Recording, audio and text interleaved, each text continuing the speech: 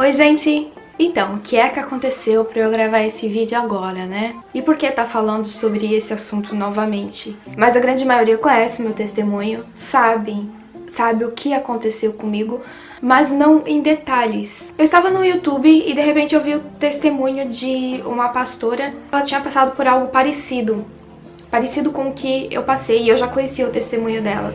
Eu já sabia o que ela tinha passado.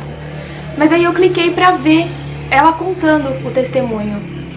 E eu achava que eu sabia o que ela tinha passado, principalmente por eu ter passado por algo parecido. Mas eu não sabia. Que ela contou o testemunho dela com uma riqueza tão grande de detalhes que eu consegui me colocar no lugar dela e eu consegui sentir o que ela estava sentindo e passar junto com ela por tudo que ela passou. E eu consegui ter uma perspectiva diferente, uma perspectiva nova, um sentimento novo do que significou no final. Quando a gente passa por uma luta muito grande, quando essa luta chega no fim, é uma vitória que a gente tem. Às vezes, nas piores coisas da nossa vida, a gente consegue tirar algo de bom, assim. Deus consegue surpreender a gente e Deus consegue amenizar as dores que a gente sente. Eu acredito que muitos de vocês sabem o que aconteceu comigo, mas ninguém sabe de verdade. Porque eu nunca contei os detalhes, eu nunca contei tudo o que aconteceu. E é isso que eu vou fazer agora. O Nathan, ele veio sem a gente esperar. A gente não tava querendo ter filho naquele momento, planejando isso naquele momento, mas aconteceu. A minha menstruação, ela nem tava atrasada, nem nada. Ela sempre foi reguladinha, assim, sempre vinha de 30 em 30 dias, certinho. Mas aconteceu que uma semana antes da minha menstruação vir, eu vi um corrimento, assim, marronzinho. E eu pensei, nossa, será que ela vai vir antes do tempo, né? Esse corrimento durou 2 dias apenas e sumiu. Não apareceu mais. Fui pesquisar no Google, pensei que poderia estar com algum descontrole hormonal, algum problema, alguma infecção, alguma coisa do tipo, né? Pesquisei no Google e tudo o que aparecia era a tal da nidação, que eu nem sabia que isso existia, nem sabia disso, assim, porque quando a gente não tá tentando engravidar, quando a gente não planeja isso, assim, a gente acaba não sabendo dessas coisas, assim, né, desses detalhes. Eu li sobre nidação, aquilo me deu um susto, me deu um gelo, eu pensei, meu Deus, eu posso estar grávida. Será que eu tô grávida? Com aquela dúvida. Aí contei pro Dan, falei assim, aconteceu uma coisa estranha comigo e veio um corrimento e tal. E eu fui jogar no Google e tudo dizia sobre nidação e gravidez e tal. Aí ele super curioso, né, falou assim, não, vamos fazer o exame de sangue agora. A gente correu pro laboratório fazer o exame de sangue. E como a minha curiosidade é muito grande, além de fazer o exame de sangue, na volta pra casa, passei na farmácia, comprei um teste de gravidez e fui fazer o teste de gravidez em casa. Nem falei nada pro Dan, assim, não contei nada que eu ia fazer aquele teste, né? O teste deu negativo. Então eu pensei, bom, não estou grávida. Não fiquei nem ansiosa. O resultado do teste, eu fiz um beta quantitativo, ele ia ficar pronto 24 horas. Ele tinha até 24 horas para ficar pronto, então ia ficar pronto só no outro dia. Perto do horário que tava marcado no papel que ia sair o resultado, eu ia olhar pela internet, né? Então, assim, umas 2 horas antes eu já entrei no site, já coloquei minha senha lá e fiquei atualizando pra ver se aparecia o resultado do exame. E nada. E o Dan me ligando, né? E aí, saiu o resultado? E aí, saiu o resultado? Mas na minha cabeça ia dar negativo. Pensei, não tô grávida, não. Nem deixei pra lá, fui fazer outras coisas. Aí tinha passado das 5 horas, o resultado ia sair até as 5, né? Tinha até as 5 pra passar. Tinha passado das 5 horas, acho que era 5h30. Ele disse, tô indo aí pra gente ver o resultado junto. Eu, tá bom, né? Mas na minha cabeça, né, negativo. Aí, quando eu atualizei lá o site, já tava o resultado lá. Aí eu cliquei no negocinho do resultado, quando ele tava no caminho, tava indo pra casa. Eu olhei 28, daí eu fiquei olhando 28. Acima de 25, grávida. Abaixo, não sei, indeterminado. Abaixo de 10, negativo. Acima de 25, grávida. 28.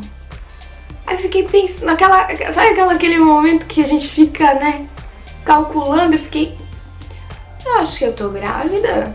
Meu Deus, será que eu tô grávida?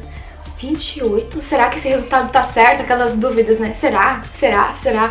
Aí o Dan chegou e eu assim, né?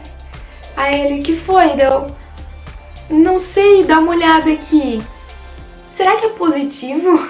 Ele olhou dele, assustado assim, ele, é positivo. E ele entrou em parafuso, né? Ficou doido, porque a gente não tava planejando aquilo naquele momento, assim, não fazia parte dos nossos planos, né? E naquele momento, termos um bebê. E foi assim meio que um momento de tensão, porque quando é uma gravidez que a gente não espera, dá essa dúvida, essa incerteza, um medo, né? Mas logo a gente ficou feliz, assim, eu depois, assim, na hora eu fiquei em choque, fiquei alguns dias, assim, em choque, assim, sem saber, assim, sem imaginar, porque pensando, assim, em tudo que eu tinha planejado, que não cabia, né, nos meus planos ali pra curto prazo, não cabia uma criança ainda. Eu queria ter filhos, eu queria ter muitos filhos, o Dan também queria ter filhos, ele queria ter muitos filhos, né, eu já tinha a Rafaela tinha 6 anos na época. Não para aquele momento, eu queria ter mais pra frente, assim, eu queria ter uns 7 filhos, só que mais pra frente, não naquele momento, assim.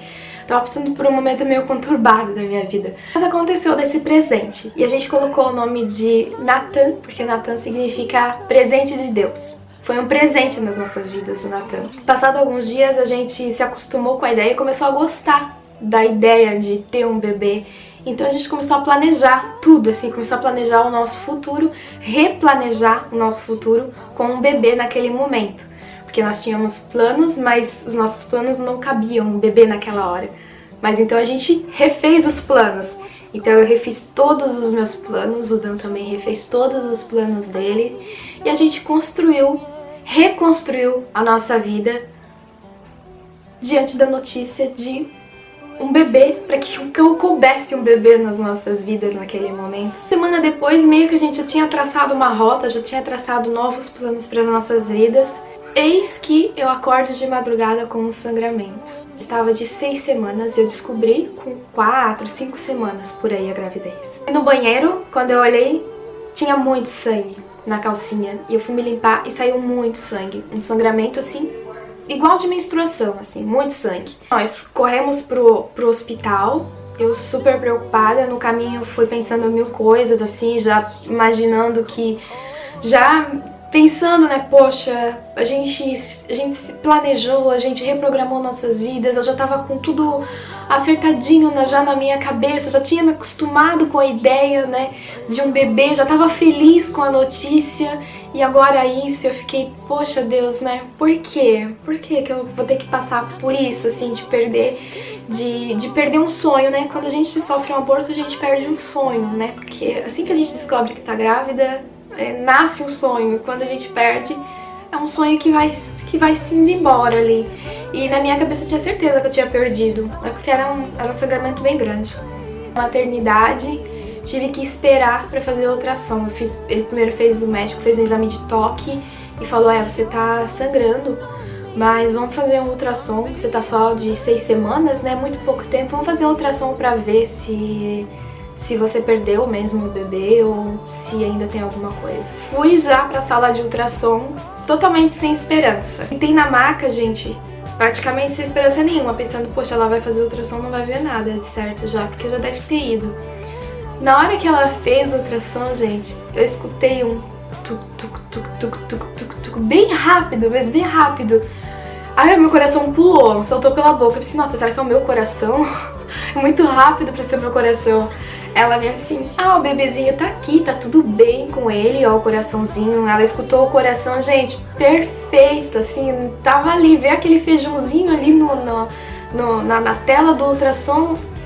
Foi, assim, a coisa mais incrível da minha vida, assim, porque eu não esperava que depois daquele sangramento ainda ia ter alguma coisa ali, e tava ali. Como se eu tivesse descoberto a gravidez novamente. Eu tenho um descolamentozinho de placenta, que provavelmente estava descolando, mas não é grande também, é pequeno. Vou pedir pra você repouso, 15 dias de repouso, só levanta pra ir no banheiro, não faz nada de pesado, enfim, gente, aquelas recomendações, né?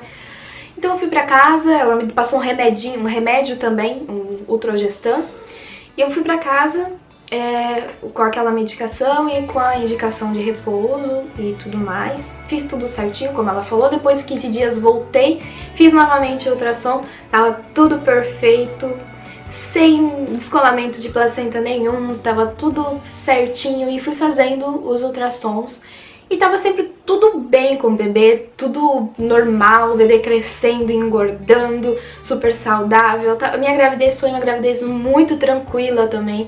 Foi uma gravidez assim, eu quase não inchei, não fiquei muito inchada, eu não ganhei muito peso, ganhei bem pouco, acho que eu ganhei 10 quilos no máximo, não engordei muito na gravidez do Nathan. Não tive nenhum problema, nem de pressão, nem de diabetes, foi uma gravidez assim, super tranquila. Tava com 34 semanas. Os últimos meses ali, Nathan começou a não ganhar peso. Falavam, olha, ele é muito pequenininho para idade gestacional, né? Aí diagnosticava com PIG, né? Que é percentual inferior ao normal ali. Inferior à idade gestacional.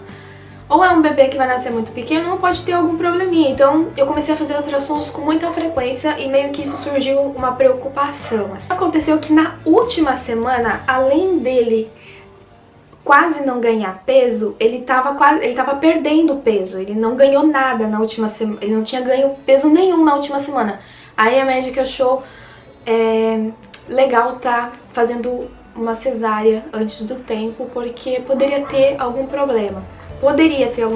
Mas, gente, a minha fé era muito grande. Eu pensei, olha, se fosse pra esse bebê não nascer, ele já não teria nascido, já teria perdido ele naquele sangramento. Se ele tá aqui até agora, é porque é pra ele nascer. E vai dar tudo certo, não vai ter problema nenhum. Então, na minha cabeça, assim, ia dar tudo certo. A gente ia chegar lá, ia ter o Nathan, ele ia nascer com mais de 2 quilos, que a preocupação da médica era que ele não chegasse nem a 2 quilos com 37 semanas. Porque no ultrassom ele tava com 1.900 e alguma coisa, a 2 quilos, assim, ele tava bem pequeno pra idade gestacional. Mas na minha cabeça ia dar tudo certo, assim, aquilo era só um detalhe, porque eu passei por isso com a Rafaela e ela nasceu super bem. Então eu pensei que poderia ser algo genético mesmo, né? Por eu ser pequena, o Dan também não é muito alto, não é muito grande, então não tinha como nascer um bebê grande de pais pequenos, né? Então aconteceu que depois da consulta de 37 semanas, eu saí do consultório e já fui me preparar para ir pra maternidade, porque ela marcou a cesárea para aquele mesmo dia. Então fui pra casa, arrumei minhas coisas e fui pra maternidade pra ter o Nathan. Super tranquila, gente, o parto super tranquilo. Na hora que ele nasceu, eles me trouxeram, né, o Nathan, me deram, eu tirei uma foto com ele, a gente beijou ele e tudo mais. Aí levaram ele pra fazer os examezinhos, né, que eles fazem, fazem passam a sondinha, limpam o narizinho, limpam o rostinho, esses primeiros atendimentos, né? Esse primeiro atendimento que eles fazem no recém-nascido. Aí levaram ele pra fazer esse atendimento e eu percebi que tiraram ele e levaram ele pra outra sala. E eu, na minha cabeça, pensei, certo, levaram ele pra dar banho, né? Depois vão me trazer ele todo limpinho, cheirosinho, de banho tomado, pra mamar, na minha cabeça. E eu fui pra sala de recuperação. Na sala de recuperação, de repente veio um médico que eu não lembrava dele, não tinha visto. Não era a médica que fez o meu parto, era um pediatra. Veio ele e eu vi que ele não tava com uma cara muito boa. Ele tava com uma cara assim, bem séria. E na hora eu já pensei, aconteceu alguma coisa. E o Nathan tava demorando muito, né? Eu tava na sala de recuperação já há mais de 1 hora. Várias mães do meu lado já com seus bebês. Tinha umas que tinham tido bebê depois de mim, de cesárea também. Já tava com o bebê no colo e o meu não tinha chego ainda. Aí o médico veio e falou, olha, né? A gente foi passar a sondinha pela boca do seu bebê e a sonda não passou. E isso quer dizer que ele tem uma obstrução no esôfago. A gente ainda não sabe o que é. Logo você vai ter alta e você pode ir pra casa, mas o seu bebê vai ficar aqui internado na UTI. Eu tava super grog da cirurgia, assim, tava meio voada. Sabe quando você fica com a cabeça, assim, tentando assimilar as coisas? Eu tava assim, eu tava tentando assimilar, tentando saber o que aquilo significava. Eu tava meio desnorteada. Fiquei pensando, tudo que eu queria, gente, era ficar boa logo pra poder me levantar da maca e lá ver ele na UTI ainda. Então eu ficava só esperando eu vou conseguir sentir minhas pernas e conseguir levantar da maca pra ir pra UTI. E E aquilo começou a me dar uma agonia por eu não conseguir levantar da maca naquele momento. Claro, a gente tava me recuperando de uma cesárea, né? Eu não tava nem sentindo as minhas pernas ainda, tava tudo dormente. Aí eu sei que eu comecei a chorar, assim, chorar do desespero, assim, de não saber o que vai acontecer, assim, de... Eu sabia que ia dar tudo certo, mas eu não queria ficar longe do meu bebê, né? A gente não quer ficar longe, eu queria ficar perto dele, queria ficar lá na UTI perto dele. E naquele momento eu não podia. E era por esse motivo que eu comecei a chorar, porque eu não podia ficar perto dele. Eu fiquei ali na sala de recuperação até eu poder sentir as minhas pernas. Quando eu comecei a sentir minhas pernas, eles me levaram pro quarto. Só que eles não me levaram para um quarto comum, né? Um quarto onde as mães que têm bebês vão. Eles me levaram para o quarto de mães de UTI, que era um quarto que ficavam só mães que tinham bebês na UTI. E esse quarto, ele ficava bem no fundo do corredor da maternidade, assim, onde tinham todos os quartos, né, das mães. E esse quarto de mãe de UTI ficava no fundo. Então, quando eles estavam me levando para o quarto, eu passei por todos os quartos onde estavam as mães com os seus bebês. Eu ouvia os bebês chorando e eu tava sem bebê. E elas olhavam pra mim e eu ficava pensando, nossa, elas estão me olhando e estão vendo que eu não tenho um bebê no braço. Eu não tenho um bebê na maca, né? Quando elas saem da sala de recuperação, as mães saem com um bebê, né, já no colo, já junto delas, já mamando. E eu saí sozinha da sala de recuperação até este quarto, que é só de mães de UTI. E não era um quarto especial. Era um quarto em que a minha cama estava quebrada. Isso aqui era um hospital particular, né? A minha cama estava quebrada e tiveram muita dificuldade de me passar pra ela. Na hora que eu fui levantar, tive dificuldade de sair da cama também, porque ela estava quebrada, estava sem a escadinha, gente, assim... O ar-condicionado estava quebrado do quarto. Ah, tudo bem, a gente tá no hospital, não tá no hotel 5 estrelas, mas... Além de toda a dor, assim, que eu tava sentindo, ficar assim lá no fundo, tipo, lata do lixo. Eu me sentia jogada na lata do lixo. Ficar lá no fundo da maternidade, né? Ai, mas enfim, tudo o que eu queria era ver meu bebê, era pegar ele no colo, era tudo o que eu queria, era ficar perto do meu filho, era tudo o que eu queria. Então a primeira coisa que eu fiz foi, quando eu consegui me levantar, foi pra UTI.